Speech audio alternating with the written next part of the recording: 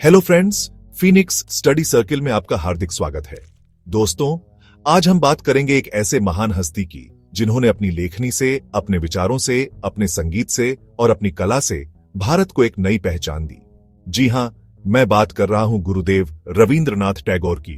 रविंद्रनाथ टैगोर एक ऐसा नाम जो सिर्फ एक नाम नहीं बल्कि एहसास है, एक भावना है, एक प्रेरणा है।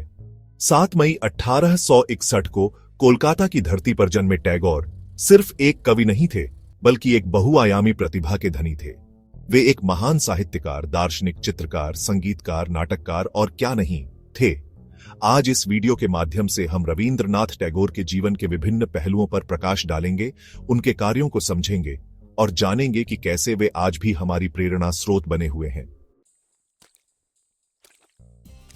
रविंद्रनाथ टैगोर का जन्म 7 मई 1861 को कोलकाता के जोरासांको ठाकुरबाड़ी में हुआ था। उनके पिता देवेंद्रनाथ टैगोर ब्रह्म समाज के एक प्रमुख नेता थे और माता शारदा देवी एक धार्मिक और ज्ञानवान महिला थीं। टैगोर परिवार उस समय बंगाल के सबसे प्रतिष्ठित और शिक्षित परिवारों में से एक था।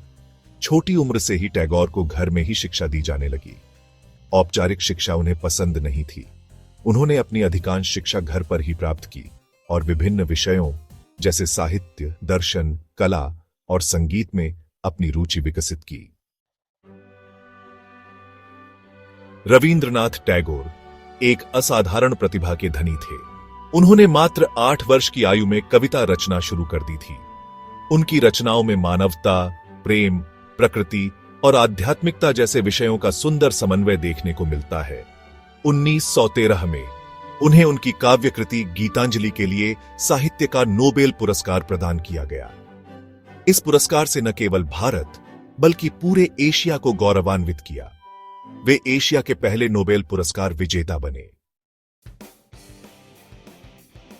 रविंद्रनाथ टैगोर की रचनाओं की सूची बहुत लंबी है।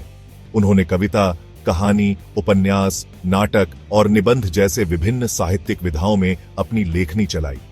उनकी कुछ प्रमुख रचनाओं में गीतांजलि, मानसी, गीतिमाल्य, सोनार तारी, कविता संग्रह गोरा, घरे बायरे, चौखेर बाली, उपन्यास डाकघर राजा, मुक्तधारा, नाटक काबुलीवाला, नष्टनीड, सुबर्णलता, पोस्टमास्टर कहानियां शामिल हैं।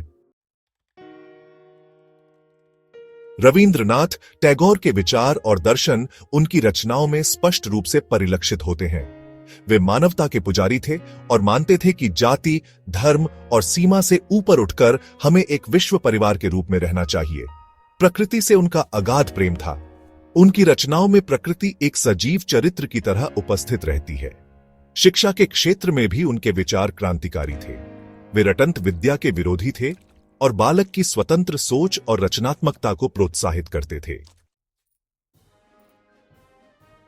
साहित्य के अलावा रविंद्रनाथ टैगोर ने शिक्षा, संगीत और चित्रकला के क्षेत्र में भी महत्वपूर्ण योगदान दिया। उन्होंने शांति निकेतन की स्थापना की, जो बाद में विश्व भारतीय विश्वविद्यालय के रूप में विकसित हुआ। टैगोर संगीत, बंगाली और भारतीय संगीत का एक अभिन्न अंग बन गया है। जीवन के अंतिम वर्षों में उन्होंने चित्रकला में भी रुचि ली और कई प्रभावशाली चित्र बनाए। रविंद्रनाथ टैगोर एक बहुमुखी प्रतिभा के धनी थे। चित्रकला और संगीत के प्रति उनके प्रेम से हम सभी परिचित हैं। उनके चित्रों में अभिव्यक्ति का एक अनोखा अंदाज दिखता है, जो उनके व्यक्तित्व की गहराई को दर्शाता है। टैगोर संगीत उनकी रचनाओं का ही एक संगीतमय रूप है, जिसमें भक्ति, प्रेम, प्रकृति और देशभक्ति जैसे भावों का मधुर समावेश है। यह संगीत आज भी लोगों को मंत्रमुग्ध कर देता है। तो दोस्तों, ये थी एक छोटी सी झलक गुरुदेव रविंद्रनाथ टैगोर के महान व्यक्तित्व और उनके अमर योगदान की। आशा करता हूं आपको यह वीडियो पसंद आया होगा। रविंद्रनाथ टैगोर का जीवन और कार्य हमें हमेशा प्रेरित करते रहेंगे। वे हमें सिखाते हैं कि कैसे हम अपने जीवन को सार्थक बना सकते हैं और कैसे मानवता की सेवा कर सकते हैं।